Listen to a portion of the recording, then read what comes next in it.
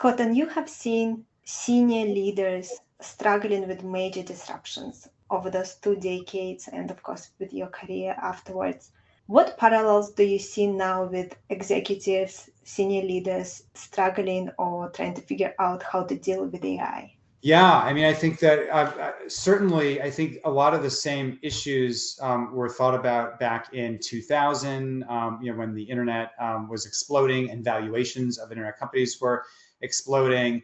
And then in the whole leverage world in sort of 2006 and 2007, when certainly the financial industry was undergoing a tremendous amount of change and risk taking. And now here we are in a new period of AI.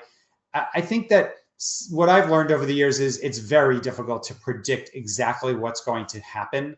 And I think it's incredibly difficult to pinpoint the valuation of assets in the AI world, and whether AI, what it's going to do to the future of employment.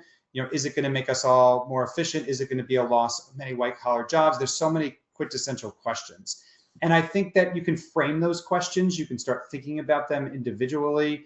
And obviously, for every company out there, AI is going to have an impact on their fundamental business in some way. And I think thinking about that is super important. But you also have to brace yourself for the unpredictable.